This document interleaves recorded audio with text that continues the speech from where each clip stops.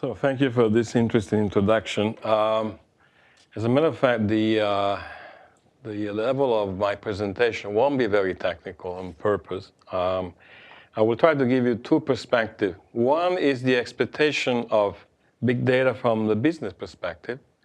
And I'd like to share with you some questions that I have on some of these expectations. The second part of my talk is more on what are the research and technological challenges that big data is posing.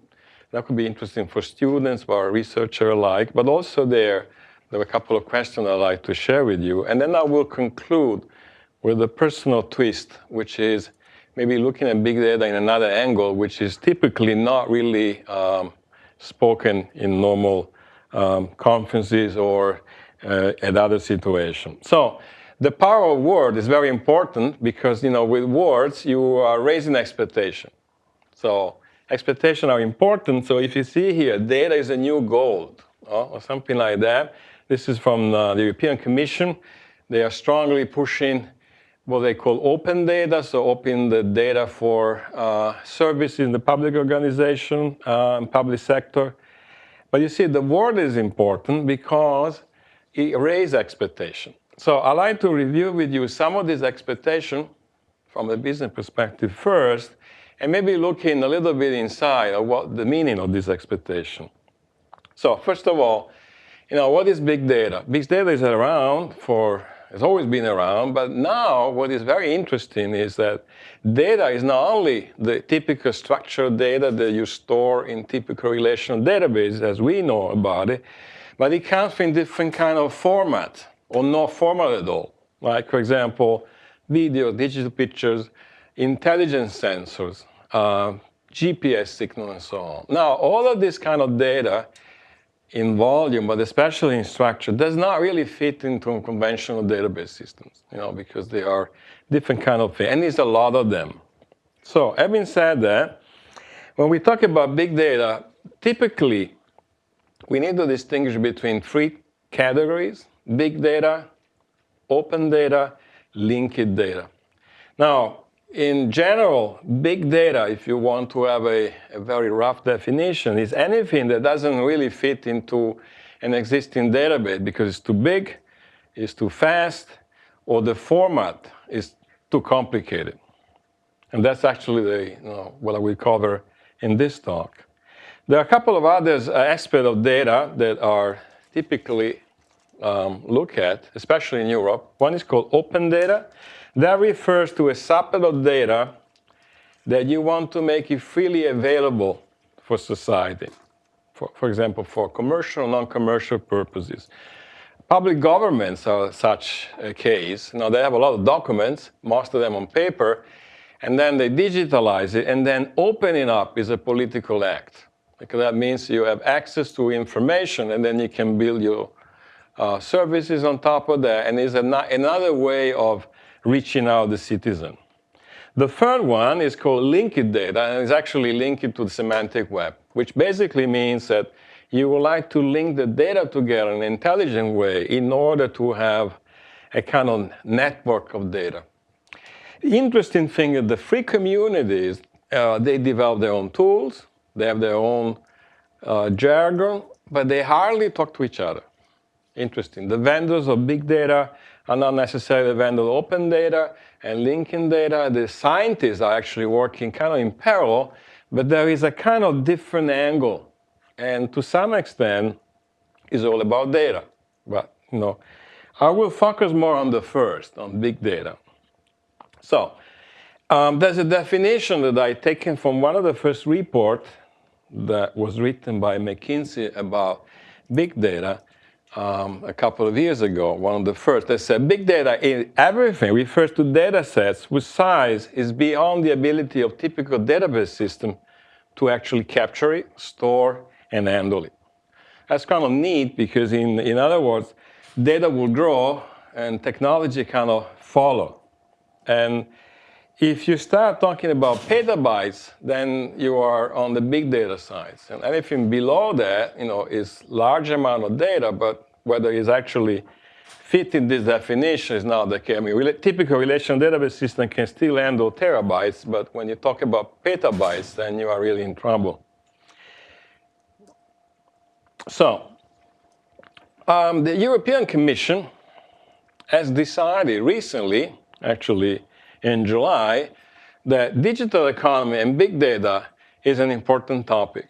I think he's reacting somehow to some of the situation in the market, and they issue a strategy where, and it's called the data-driven economy, which is basically a document that they published recently in July 2014 to promote a data-driven economy in Europe.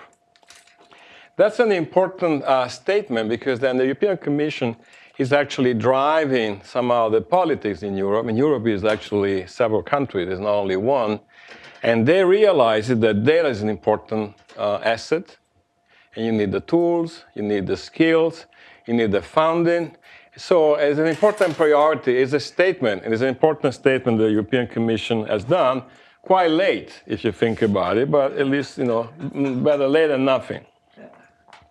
So, and I'd like to give you an idea of some of the expectation. This is taken from their document.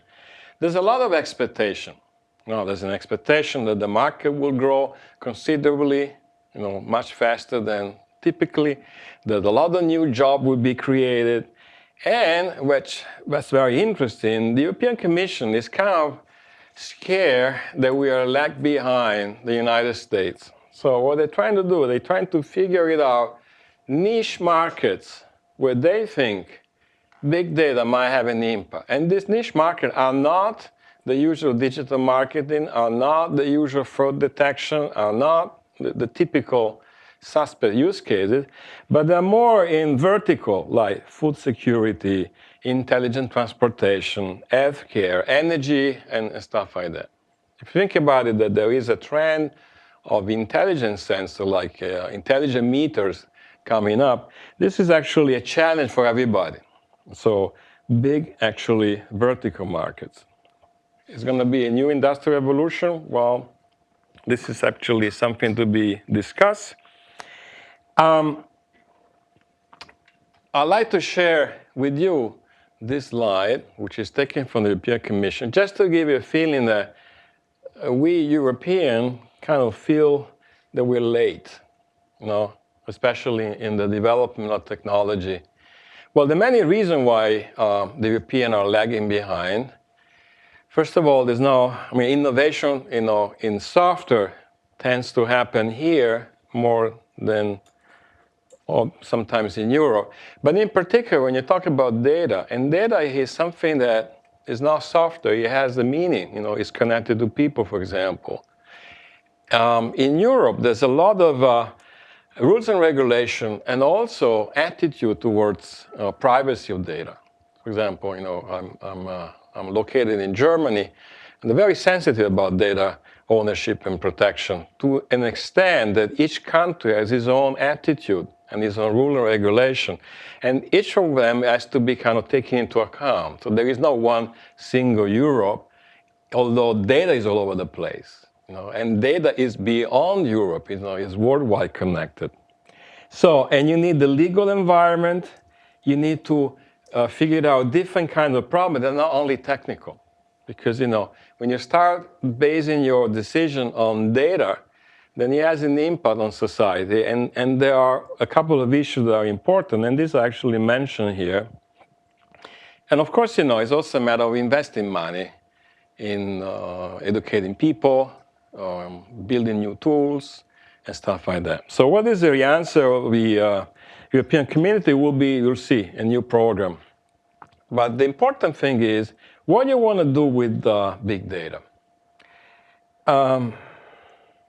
It's important how people use words. Now, I'm taking this exactly as is written in this official document. It's an official document. They say, in general, analyzing data means better results, processes, and decisions.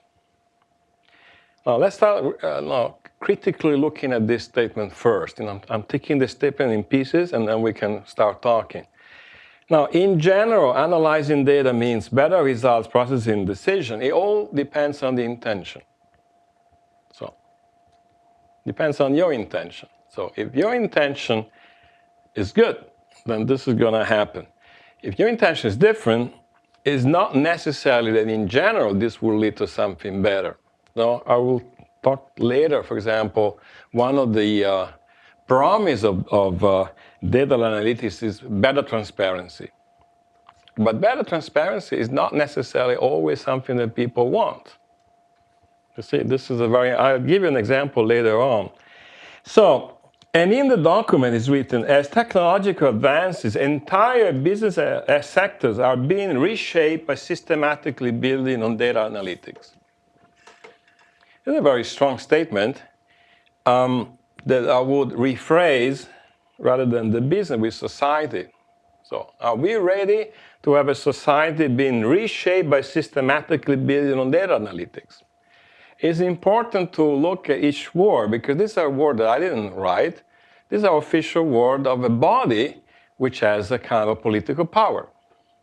It would be like the White House that writes a document, and it has an impact on people, on researchers, on young people, on vendors, and things. So I'd like to share with you that sometimes the expectation have to be really looked carefully.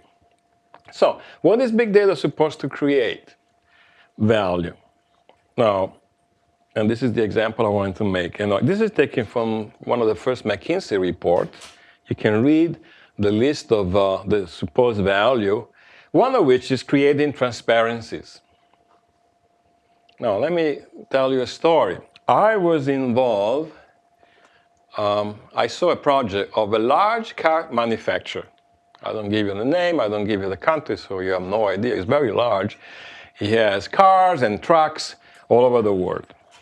Somebody in marketing decided that big data should be really important for the company, and they decided to start a big data lab with the intention to create a better production, reducing cost and stuff like that. One of which was to reduce the cost of maintenance of trucks. The company was selling trucks all over the world, and then with predictive analytics that they will look around patterns, they discovered that an area in the world that I don't want to disclose has a strange pattern. They were having higher cost. Now, if you think about it, somebody in the company was not very pleased. The country manager of that area wasn't very pleased. Because when you start digging into the data, you actually end up discovering things that maybe people don't want to share. I'll let you just think about it, what could be the implication. So it's a very political act. It's not only technology. And the second part of my talk is more about technology, but we need to be prepared to understand that all of these nice things that are written here sometimes means something that goes beyond that. Of course, segmenting customer means, you can probably target your customer better and stuff like that. But other things, you really have to look at carefully. So I think the real value is combining the data together. What it means, I think 90% of data is already in the hands of a corporation. And then you have maybe 10% of social media around, and now it's coming up this trend of the so-called Internet of Things, where sensor data start kind of producing data. For example, smart meters. Now, PG&E just installed smart meters in the house I live in at the moment in San Francisco. It collects data and it sends data somewhere. So this data is now there. Now, if you are a bank, you probably know all about your customer because you have your database. But now, all of a sudden, you have other information around, maybe in social media, maybe in some other GPS, whatever. And it's important that if a company can combine all this information together to extract something, they might create some value, which is a challenge also technically. So I think that's really combining data together. Then when you combine the data, you have to explore the data. You need to figure out what you're looking for, which is not obvious.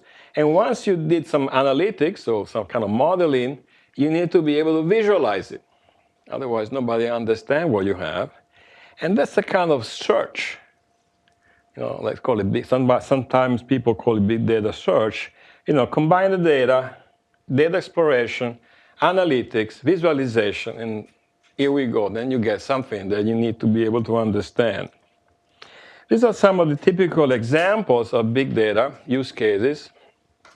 They're very different because, log analytics, everybody knows. Fraud detection is a very popular one. I mentioned two, the last two, which I never mention normally. That's interesting. Now, if you look at all kinds of reports, the McKinsey report has the first 2, 4, 5, but the last two I added myself. Now, obviously, data is also used in politics, also used in security, but people tend not to even talk about it. On talk about the challenges of these use cases are very different. You will see that when we talk about the velocity of data, so how fast you need to react to data coming, you can go from milliseconds to seconds. So the use cases are very different. Digital marketing is quite good in seconds. Fraud detection, sometimes you have to do in milliseconds. So that's the kind of different challenges over there. The sector that normally are looked at as promising, at least from McKinsey perspective, this one here, but there are more. The public sector administration has an intrinsic problem because there is not really an incentive for them to open up their data. There's not a business incentive for them, so it has to be a political will. In the other case, of course, healthcare is a major issue, retail, everybody knows, manufacturing, and all these other verticals that I mentioned before are extremely promising. So what are the consequences? Well, this is taken again from the European Commission. First of all, the underlying technical infrastructure doesn't work very well, so you need to kind of change it. And that's why it's a great opportunity for researchers and vendors alike, because all of a sudden, new challenges and new possibility to develop different tools, different databases, different platforms, different things. And that means that you need people with skills. And typically, you need trusted environments, for example, and the skill of the people. You cannot have a database guy here and a guy who knows analytics here and a business domain here, because they need to work together. And my experience is that typically when they work together in a multidisciplinary team, it's very difficult even to understand the terminology, because somebody's a database guy who knows about the core database, talking to somebody who's an expert in analytics, they might not even understand each other. And then you need the business guy who knows about the use case. So, and this is actually important because training of professional is very important. That's why for university also is an opportunity, but also is a challenge because not everybody has all of these skills. And some of the tools are really complicated. So the European Commission has come up with this kind of definition of data-driven innovation, DDI. And I think it's interesting because they look at both the business and the public sector.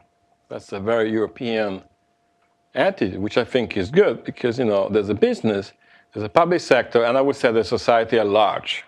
I think that's an important thing. They launched a new funding program called Horizon 2020, which is basically the next generation of funding for applied research in Europe. And as you can see, one of the major focuses on data. So this is like I think it's some kind of reaction also to what is happening here in the United States and in other parts of the world. Now, some of the limitation that has been mentioned when you do a project with big data is that you really have very few people who have the skill to run such a project. So because you need knowledge in statistics, machine learning, database, distributed system, and somebody who understands the use case.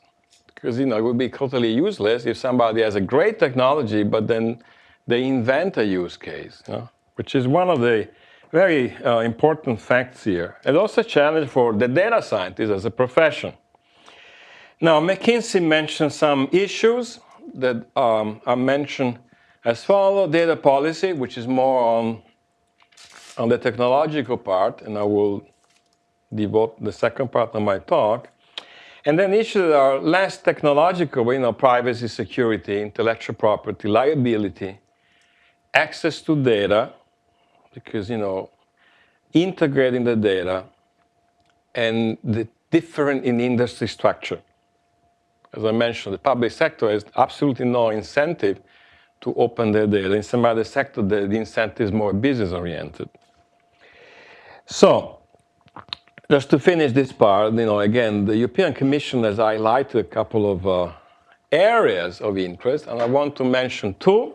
Internet of Things is a quite interesting one because, it basically means sensors data. So sensors that start generating data, or the intelligent meter, the smart meter is one, but you can have many more. The interesting thing is when you look at sensor data, there's a lot of noise. So in order to get the signal, you need to kind of filter all this noise and get the value. You can think the same with data, not only sensor. The entire big data has a lot of noise. And in order to extract some value, you need to filter out that. The signal reminds me a lot of digital processing of signals. In fact, there are some researchers you see in San Diego that have a background in electrical engineering and are applying technique in digital processing for signals to big data, because somehow it's quite similar in some way. Cloud computing is playing another role, but it requires some infrastructure, and especially it requires that the user are willing to use it. So, as any technology, okay, that's a quote I found. That's interesting. I was going in a garage sale here in San Francisco, and I found a book, a college book of media, and I found this quote that said, any technological or social force that reaches down to affect the majority of society members is bound to produce a number of controversial topics. This guy's called John Bittner. I'm sure you don't know him. 1977. So he was talking about TV, talking about a few other things. But if you think about it, and that's the question I'm asking now, what are the true consequences of a society being reshaped by systematically building on data analytics? That concludes my fast overview of the business expectation. Now I go more into an area where it's close to my field, which is, the technological part, the big data research challenges. I divide it in three parts, the data part, the process, and the management. And I go through this list. So if you look at the data challenges, you have certain elements that are common. The volume. So since, how to deal with the size of this big data. It has to be petabytes. When you have any application that needs petabytes of data, then you are somehow in trouble because existing, the conventional relational database system don't scale. Now the question to ask is, who has a need of petabytes of data, really? Of course, Facebook does, Twitter does, but if you're a bank, it's unlikely that you have petabytes of data, unless the bank becomes to expand in the social media, or unless the car manufacturers start tracking down all the visits of people on their website. You see, it's all about what kind of data you want. So, I think the volume to some extent is not even the hardest challenge. You'll see, I think the variety is the most important one, because handling multiplicity of types, sources, and formats. This is really where the technology that we used to have falls short. Structured data, everybody knows, I have my form, I fill the form, I put it into a relational database in nice table, and here you go. I can query, I can update, beautiful. But let's start talking about raw data, semi-structured data, unstructured data, like logs or census data, or pictures and video. Then all of a sudden, it gets complicated because the technology was not meant for that. Of course, you can try to extend it, but combining with the volume, then you start having a problem. That's why you have all these innovative vendors and researchers that are trying to come up with different kinds of technology. Some example of variety. So these are examples of semi-structured web data, A/B testing, seasonalization, bot detection, pathing analysis, require analytics at scale on petabytes, and graph are also an important thing. Sensor data is important. I think I would like you to pay attention to sensor data because it will very likely become an important factor. And the issue there is separating signal to noise, because you don't really need all this data. Think about it, a smart meter. Now, you have a smart meter. I don't know who has a smart meter at home, but I got one installed. Now, think about it. Where is it going, this data, and for what? Maybe they can tell you, look, you've been taking the shower recently too often.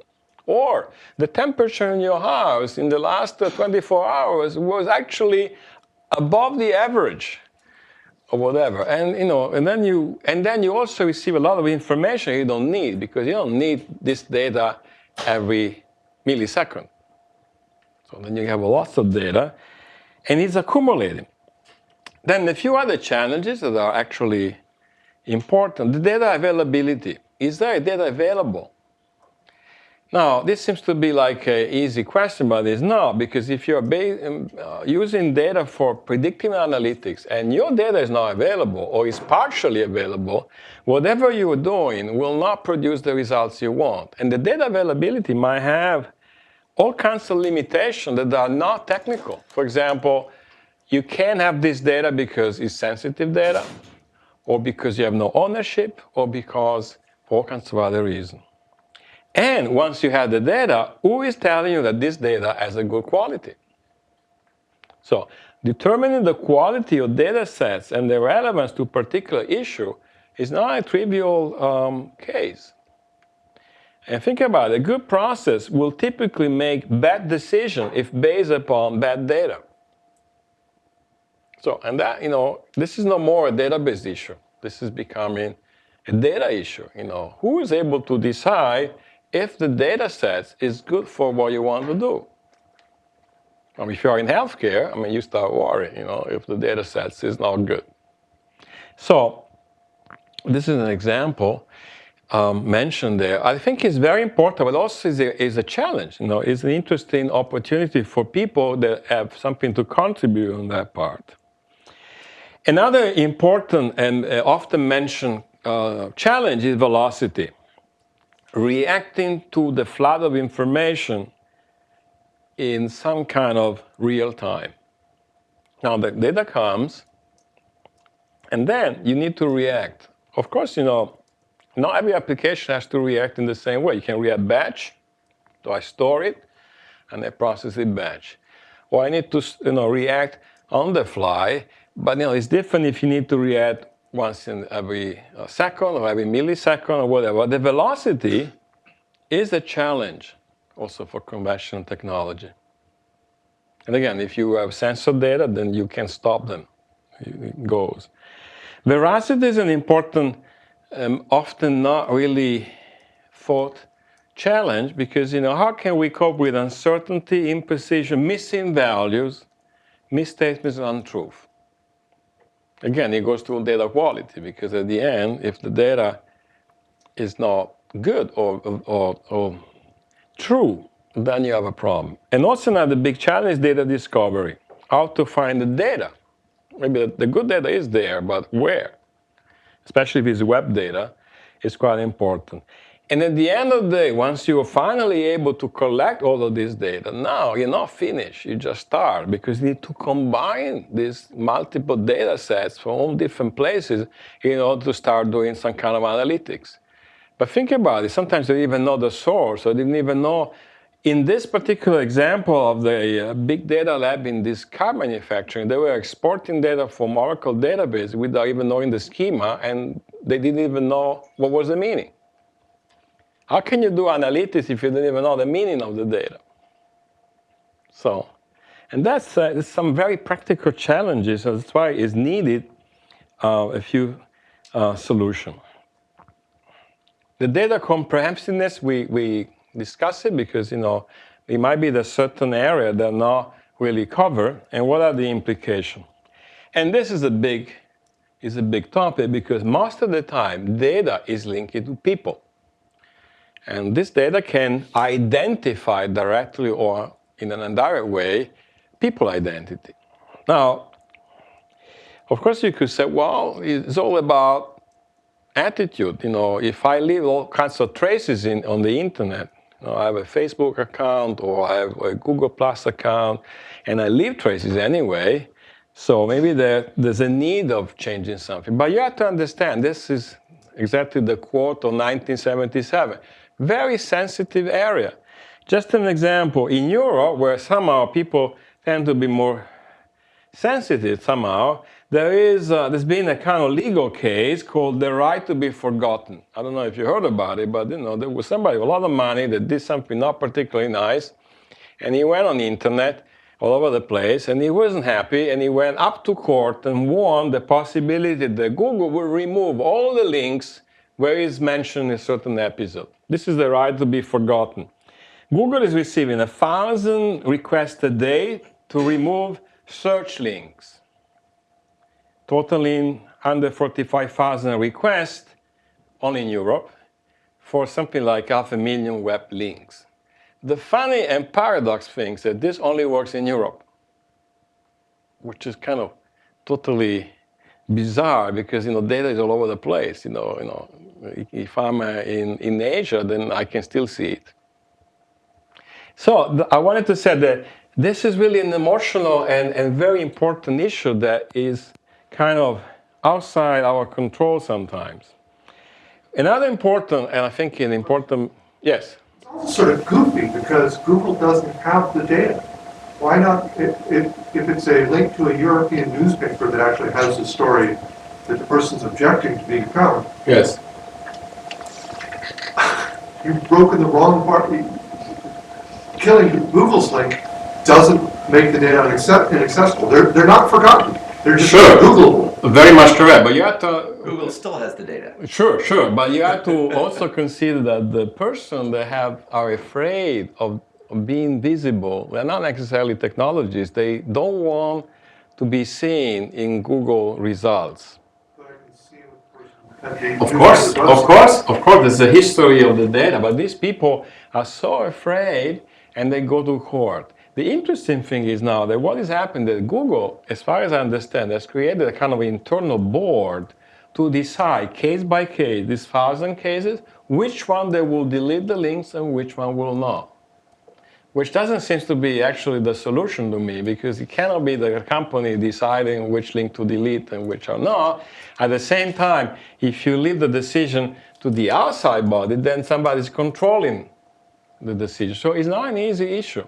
And you're perfectly right. It's not even a rational issue, because it's like somebody did something that is ashamed of, and all of a sudden there are traces all over the place. Now, in the first place, this is a personal problem of the guy or whatever left traces.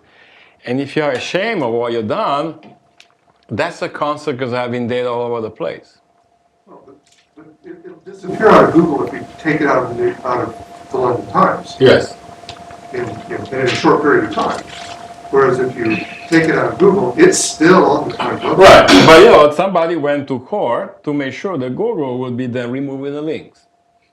I'm only telling you the facts. Which is also known as a market opportunity for a search engine outside of Europe. Maybe.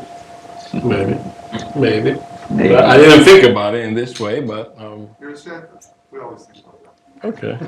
I take it. And how are these competitors doing currently? Not so good, particularly in Europe. But I think the whole issue wasn't really a business issue. It was really a personal issue. The situation started with somebody who was a very high-profile image, and then all of a sudden something happened, and then this was in the net, and then it became shared to everybody that can simply Google the name of the guy, and this guy freaked out. And since he has a lot of money and a lot of patience, he went through all the steps. And it doesn't matter. As you can understand, it has nothing to do with logic. It has to do with some kind of irrational emotion, but it's, again, the consequence of data being shared. So that's what I think is very much connected to what I mentioned before. I only mentioned that. Data documentation is very important as well. We should always remember that people have a very important role.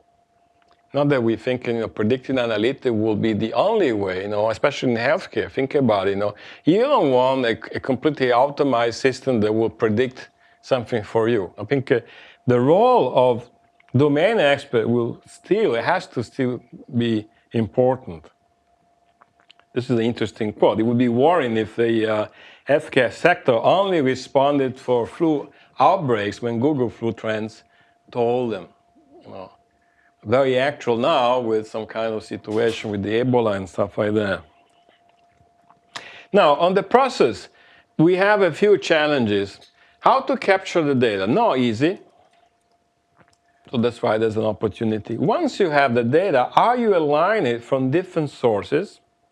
That means resolving conflict, resolving different semantic, in order to have the data you can transform for a suitable form for analytics. So there's a process. It's not obvious, especially if the data is spread around in different parts. The model, how to model it, and then how to understand the output. That's very important, because if you've done all the work and you can't really present it and somebody cannot really understand it, is that no issue? Visualization and sharing the results is also an opportunity. These are some of the management challenges. Data privacy, we talk about it, security and governance.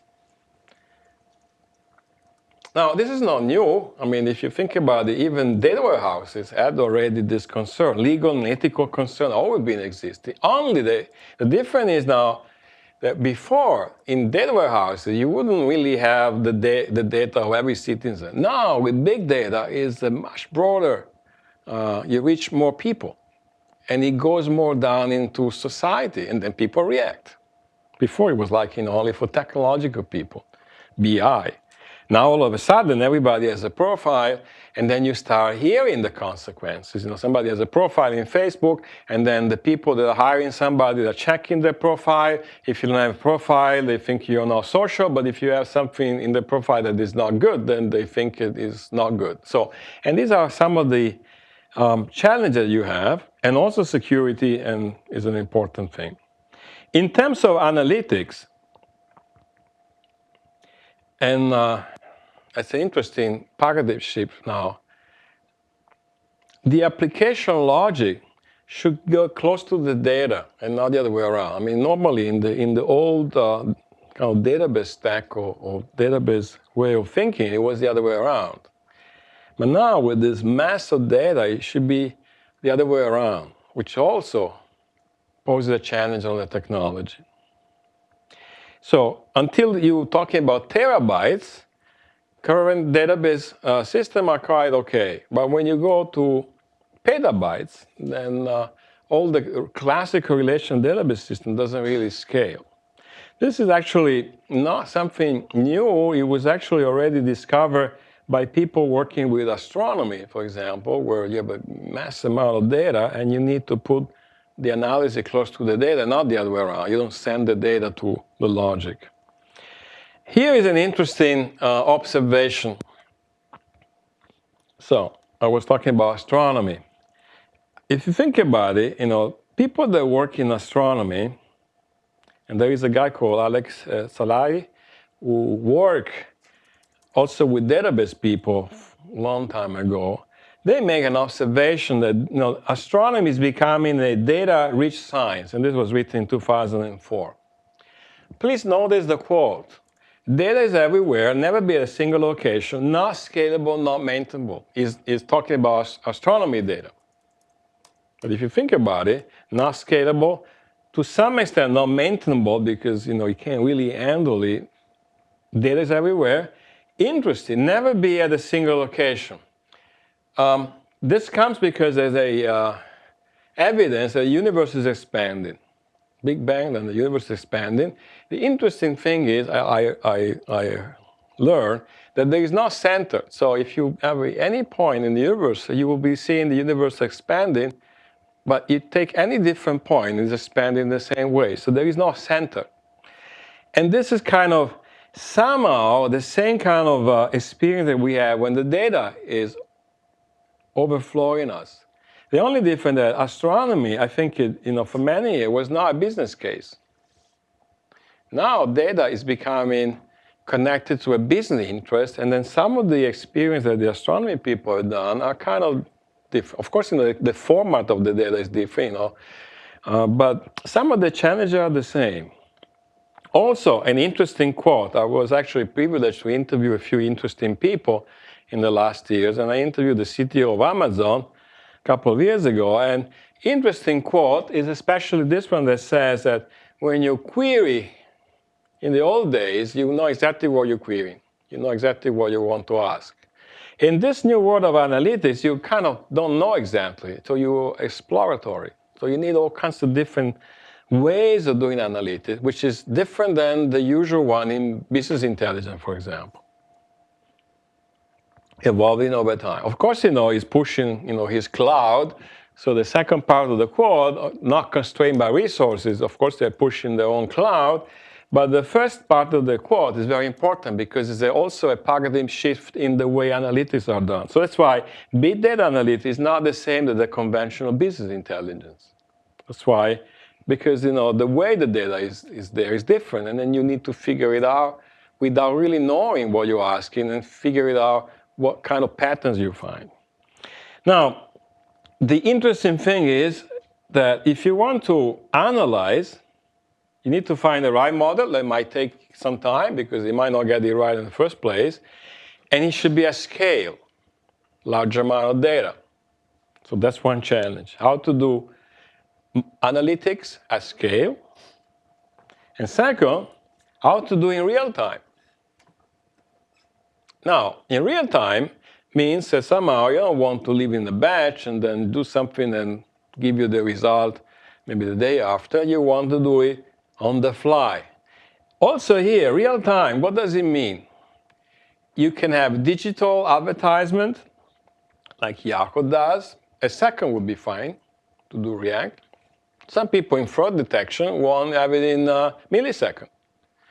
So that's the difference. So the requirements are different. And then if you have disaster recovery, it might be really important to be really hard real time. So it's all about the intention and the requirements. But obviously, when you have real-time analytics, large amount of data with velocity and variety, that gets really complicated. And it really gets into a situation which is different. Now, my colleague in database decided in October 2013 in a kind of self-assessment report to the database. Big data was an important research topic.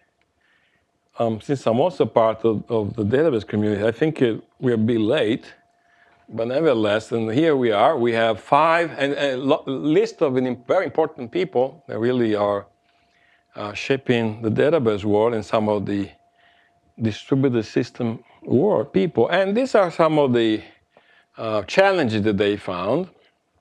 I found quite interesting that 1, 2, 3, 4 are recovery. The fifth one is interesting because I realize the people have a role in this process. And that's important. So we're not really ready even managing diverse role of people in this data life cycle. There's a report that one can download. Why existing database systems are not working? Because when you have a system that was built for structured data and with certain kind of volume in mind, and when you have a volume that gets higher, this system don't scale. Then operation like a join that will work quite fine in certain amount of data, then when the data gets higher in volume, won't scale anymore. And parallel database systems do have a problem exactly because they were not really meant to scale up to a certain level. So that's actually one of the challenges. That's why you have so many vendors that are coming up with new different technology, because they started to create new kind of storage system rather than retrofit existing technology. Scalability has three aspects. The data volume, we discussed it. The hardware size, meaning it's your choice. Should I have lots of commodity hardware or big servers? But there's a limit even to, it's called scaling out or scaling vertical or horizontal. Horizontal means you have a lot of commodity hardware and you try to distribute your work so that it works. If it's vertical, then you have powerful, expensive machines, but you reach a limit. That's the point. You can add big machine, but then you reach a limit. And concurrency, because ultimately, at a certain point, some of the properties, like transactional property, you cannot really have it anymore. And there was a big debate, and an interesting question. Would you have your bank account being handled by a NoSQL database which has no ACID properties? So the question seems like, wow, everybody has done a course in database one, and then you know that ACID property is very important, and then you need strong consistency. But then if you think about it, how banks work, your bank account is never perfectly consistently updated on the spot, because it's a policy. It's not about the database. It's about the people. It's about the internal policy. So I was kind of surprised when this discussion showed that at the end, yes, you can have a system that has ACID transaction properties, but if the decision to update your bank account is taken by a manager a day after, your bank account is not consistent. It's eventually consistent. Of course, people can still say, well, I prefer to have a strong consistency, but these are some of the issues. When you have, for example, friends in Facebook, and you have an eventual consistency, that means that maybe at a certain point in time, some of your friends are not there because they're not being updated. Okay, so what? Maybe one hour later, you will have them. So it also depends on the kind of application. I think with banking, since it has to do with money, you might be more sensitive, even if eventually your bank account will be consistent. I think an important aspect is that there are so many tools now to try to move data from all kinds of different data sites, data stores.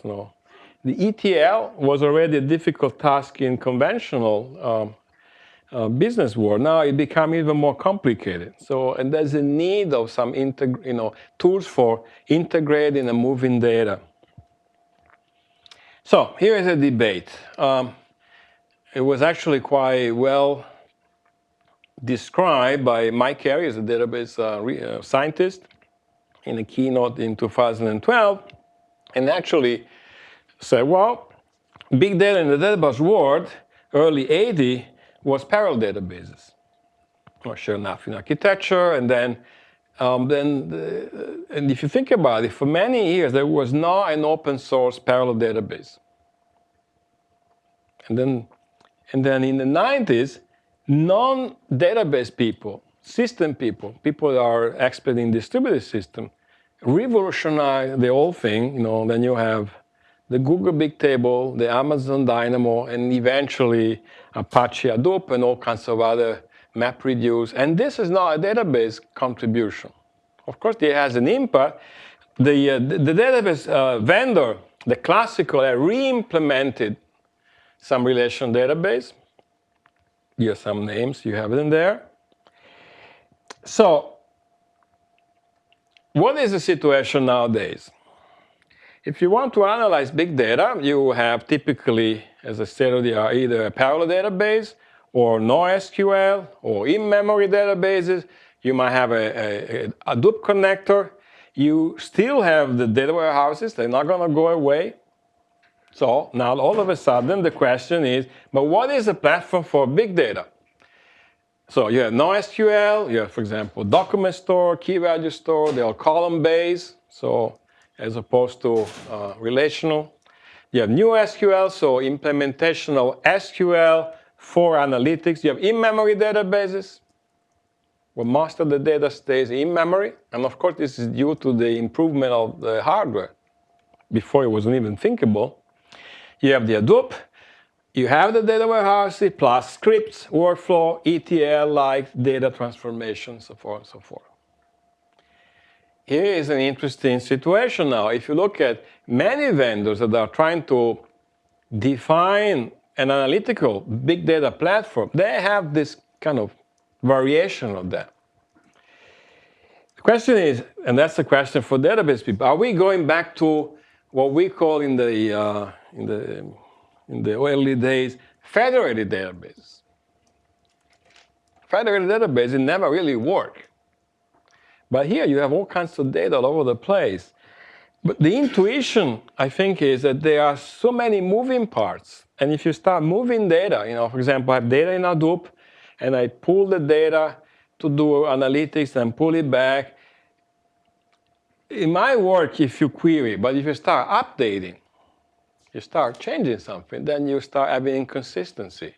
And on top of that, when you move data from one place to another, it costs a lot of trouble. So this is the situation that we have at the moment, which is also a challenge because many vendors are working on solution on that. And there is not one solution to that. Interesting thing, and since we are in research, you can build your own database. Google can, so they build this Spanner, which is a scalable, multi-version, globally distributed and synchronous replicated database.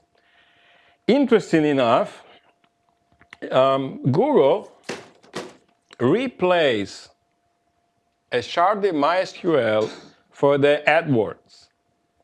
Now, this is a very crucial business for them. It's a 24/7 business, so AdWords. And before they have a sharded MySQL, it didn't scale anymore. And they implemented themselves another database called F1. Interesting, because Google was the one that implemented the big table. So they kind of started an NoSQL movement. Now all of a sudden they have a database on top of Spanner, which is scalable, at least they claim so, and is SQL. So the question is whether SQL is coming back. I'll tell you in a minute. If you look at Hadoop, which is the other component, which is many more components than simply Hadoop, at the end is typically batch-oriented. There's work in trying to improve it for real-time analytics, but still, when you have Hadoop, you don't really do real-time analytics. So that's why you need these other tools that are doing real-time analytics. A couple of interesting projects. So there are somebody that are trying to go beyond Hadoop, and I mentioned here a couple of interesting projects. One is in Berkeley, the MP Lab. You're probably familiar with Spark. And they spin off a company called Databricks. Then in UC Irvine, there's a project called Asterisk DB from Mike Carey, which is trying to come up with a different architecture. And there's another project called Stratosphere in Europe, where they are trying to develop different systems and do. Whether this is significant industrial is another story, but this is research. An interesting question that I want to share with you is there is a trend in industry, but also in research, in using SQL also for analytics and integration of data stores. For example, SQL-H is a Teradata query grid. And then it doesn't matter, you have SQL, and then you start using SQL also for accessing kind of Hadoop or analytics. Is this good? Now, if you think about it, SQL wasn't really meant to be a language for analytics, but there's a lot of people that know SQL out there. So the problem is, on one hand, you don't want to scare the people. So if you know SQL, you can gently say, I give you an extension to SQL. You can then access analytics. At the same time, if you are familiar with SQL and you know about nested query, some of this nested query you can't even read after a while because it's very complicated. So that's actually an interesting situation that sometimes something that was meant to be used in one way end up being used in another way for reasons that are not necessarily technologically based. And I think there's a trend also in research in using SQL for large volume of data and analytics. And vendors are catching on that. I think it's an interesting question that I can't answer. Well, this is a good idea, but it's happening. So some people use R, for example, in statistics, so now there's an integration of R. Another area that I think it requires attention is graphs are playing a role in big data. You know about Facebook and stuff like that. But maybe something that you don't know is not that familiar. Even Intel is working on graph. Now one thing, well, Intel Lab, why do they need to create an open source ETL framework, a scalable graph? That's what they do. Well, that's what happened. Intel Lab just open source a scalable graph ETL framework. Interesting, because at the end of the day, you know, when you need to analyze graph, you need a lot of computing power. That's why Intel has all the interest. And graph are very important data structure. So benchmarking is another interesting area. If you look at most of the vendors, they want to understand how fast is their system. But if you have a system that is not a classical relation database, how can you do a benchmark? Because most of these systems are not, they don't qualify for the classical TPCC benchmark since they don't have the access properties. So how you compare all these systems? There's been some early work in Yahoo. It was the first ever benchmark. They did it. Now it's not really much used. It's used, but not in a way that you think is very successful. But the lesson learned is that everything is very different, and compare different systems is very difficult. That's the lesson learned. So there is a research stream, for example, in doing benchmarking. Hadoop benchmarking, for example, this is one. Just to give an idea, Intel has come up with a benchmark called HiveBench. What is interesting that you don't have any more one workload. You have several workloads for the application you're looking at. You have a machine learning workload, analytical queries, web search, micro benchmark, and you try to measure various implementations of Hadoop. Berkeley has their own benchmark. The TPC, which is the kind of standard body, launched recently in August this year a new benchmark called RealtyPC HS, which is supposed to be the reply of TPC to the fact that now databases are not only relational. So you need different kinds of benchmarking. I didn't really carefully look at that, but that's an interesting reaction to the fact that the industry has changed. Now, another factor that is connected to analytics is the cloud. So the question is, in traditional enterprise, do they use the cloud? And it seems that we are in a very early adoption for analytics for the cloud. And in general, people, it depends, and we are back again to expectation, are very concerned about protection and security of their data. Although, for example, Amazon is doing quite good business with them. So the cloud will eventually play a role, and certain vendors are heavily involved with that, but you need to be concerned about the expectation of people. Here is an interesting report by an analyst done in 2012, a gentleman that was former analyst at Deutsche Bank. Later he joined SAP. But before joining SAP, he wrote this statement, I think quite interesting. He said, okay, not sure whether everybody has a high volume of data. And there he's right, but he's probably missing an important point. It's not really the high volume which counts, it's a variety. So yes, I'm a bank, I might not have petabytes of data, but I might have all kinds of other data that I want to associate it. And he was looking at in-memory databases with great interest. I think it is an interesting technology. And especially the difficulty to find skillful people. Whether this is actually the correct statement, we'll need to double check in a few years. And I like to conclude my talk with, that's the end of the technological overview. As I promised, I was not very technical, but it gives you kind of a spectrum. And I'd like to, let's say, conclude in the last 5 minutes with a personal touch. So, and I call it big data for the common good. And before coming to this point, I asked myself, and I want to share with you, the following question. Why, in all my careers, I've never been asked what I'm doing, what is the implication?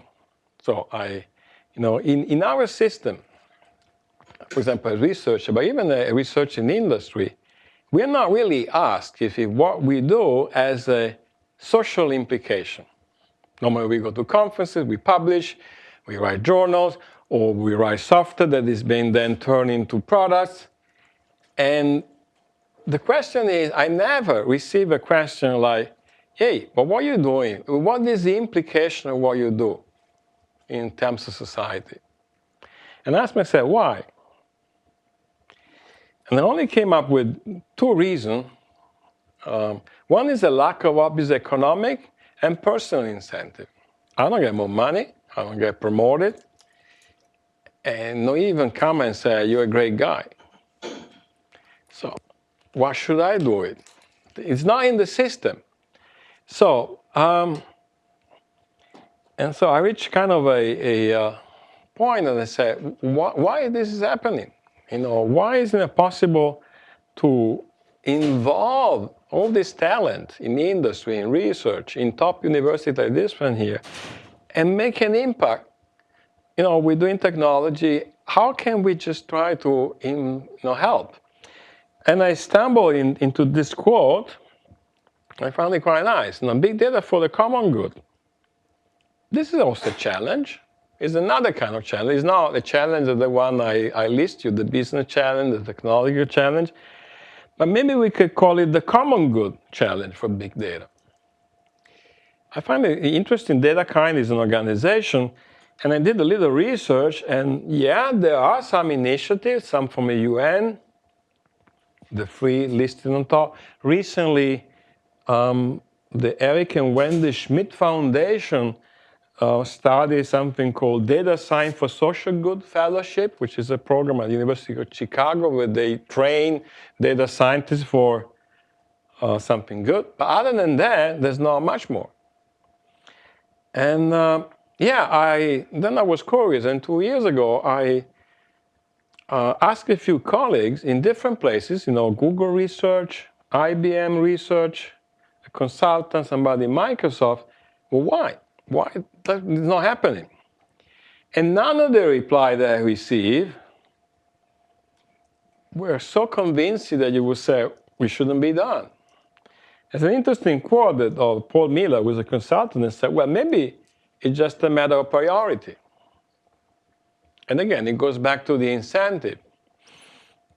So, and I publish a kind of report where there is some kind of a suggestion how to make the data working for some societal benefit. And there is a report that if you're interested, you can download. But I think that the true matter, and I'm concluding with this quote, is really our priority. So we could decide that our system does not have it, so I don't have an incentive, I don't do it. So either we change the system, but the single individual cannot really change the system, or we can share. I want to share with you exactly here that maybe we could look at this as another challenge of big data. I'm only taking big data because that's what I'm doing, but I think you can use it in all kinds of other aspects of life. And maybe that would be interesting to have more big data challenges that are also, as a side product, helping in a different way. Not for everybody. I do not expect that this is a topic for everybody. It's not a must. And I can only share it. I think this is like my very small contribution to the discussion at the moment. And with this, I'm actually finished. Thank you very much.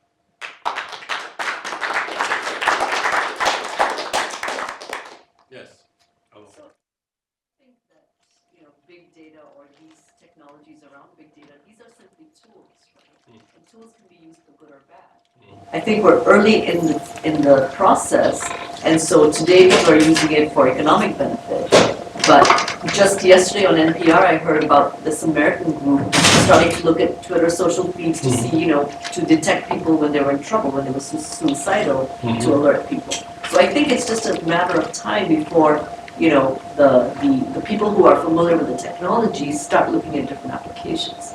I think part of the problem is that the people who maybe are thinking about these issues are not the technologists. And the technologists, again, it's a little early in the process for them to be starting to look at the big picture. But if I can make a comment, I think it's a great point. But what I want to make a comment is, what puzzles me is that these two, exactly, the one developing great ideas and technology and the one that are having a use case or in social, they normally don't even connect.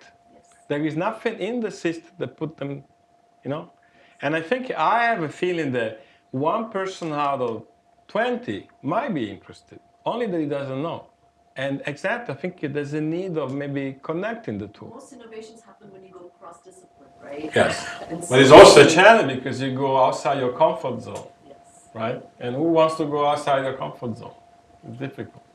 Well, thank you for the question, for the comment. That was good. Yeah. Question for you. What common good do you think that implies moves toward data privacy or data transparency? I think what I meant is neither of the two.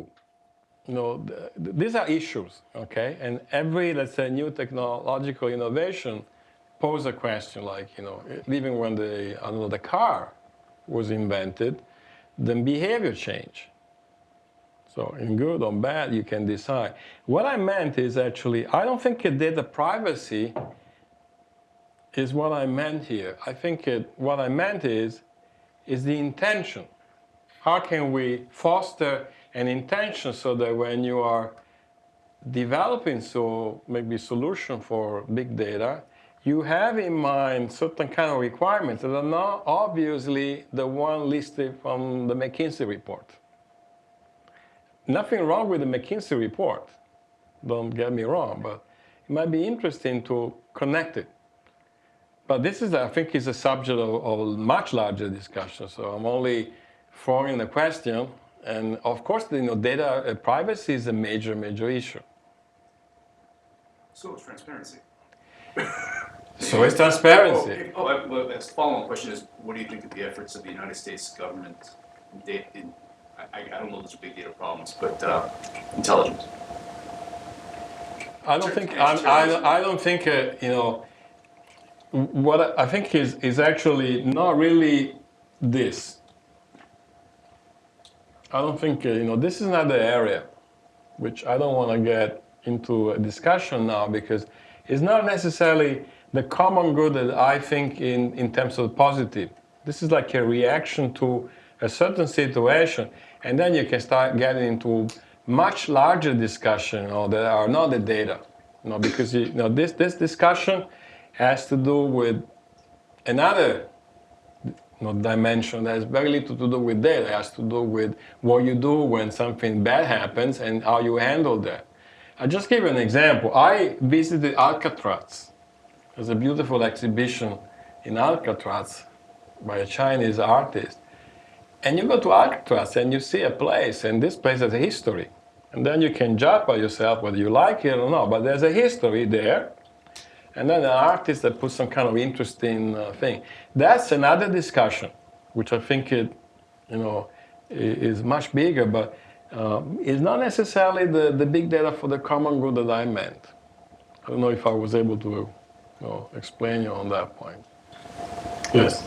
Yes. Ultimately, what is going to be the relationship between commercial surveillance and government surveillance?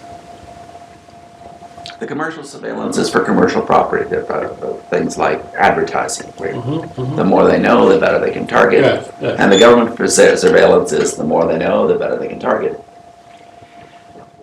But the interesting thing, I want to reverse the question and say, but what about the end user? What about the people in need? What about the guy who has a disease? What about the guy who has no home? That's the focus. He's in there too. Yeah. But all They don't about make any exceptions for sure. surveillance But for what those about guys. right? But also I think it's a matter of focus. You know, it's a matter of focus. So in that respect, this big data for common good would be maybe to start a challenge. And I'm actually sharing here. Maybe write a challenge for the best data scientists in the world, and some are here, that will spend a little bit of their time to maybe think of solution for a problem for that target, which is not necessarily what we discussed. Maybe it could be in healthcare, it could be in area where the food is not there or disease are there and all that kind of stuff. But maybe at the end of the day, it's not going to change much, but it's also an interesting process of self-reflection. We have this universal problem of obesity. It's an epidemic of enormous That's not a proportions. universal problem, that's only a problem in the United States. It is not. It is not. It's a problem. It's a problem in Asia and Europe and Not to Africa Syria here. to the same extent. Read your fat chance. Well, I can tell you a story about it. And in Europe for years, stevia was not allowed. Stevia is this substance that you can use instead of sugar. It increases hunger.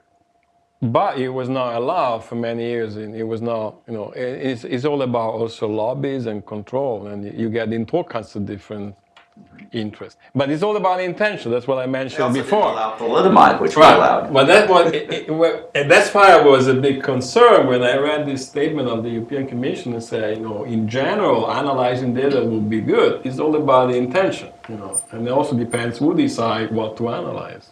That's a good point. And about the side effects. Oh yeah. I heard your comment actually about just wanting to keep up from my first business trips here in 2000, 2001 from European Commission members. Mm-hmm. And the problem is most people tend to think of it as a binary situation, but when I queried the European Commission members further, they said, no, Europe just wants to keep up with what's happening between the United States and Asia, in particular China, because there's all these kids are growing up. World's largest nation, that the next great killer app could actually be fully in Mandarin and may not have any direct influence to either the United States or Europe, but could just totally overwhelm the market. What a lot of people don't understand is that when the Japanese, my honorable ancestors, were chewing the lunch of the United States electronics industry back in the 80s, the United States dragged its feet a long time with the high-definition television standard. And what most people don't realize is Japanese attempted to brute force the solution with the first HD systems by simply quadrupling the bandwidth. But the United States drug its feet because it wanted to go to digital HD, not merely analog HD. And Japan bet billions of dollars on fabrication lines to build analog high-definition systems. And all of those systems, all of that infrastructure went down the tubes. Now, that wasn't bad for everybody. We had locally one colleague who attempted to make use of that fact and build slot machines using those. But his lunch got eaten up by a different industry entirely. But the problem is, what you guys in Europe are hoping to do is at least just keep up with what Asia, principally China, but the other countries as well too, and the United States do. And you're trying to, for instance, you're trying to say, we have value in the world because of our content. We have, literature and all kinds of other things, and we're sympathetic to that, even if you don't have the technology. Well, we do have technology. Not that we don't have technology, but I think there's a recognition that there's a trend in the digital economy. You can't stop it, whether you like it or not. So, and then what to do with that? I think this is like an unstoppable movement. And then if this is happening, it's happening anyway. And then the question is how to handle the situation. You can watch, you can be active, but somehow it's happening anyway. So I think they realize that this is actually a transformation. And big data is just a name, it might be much more than that.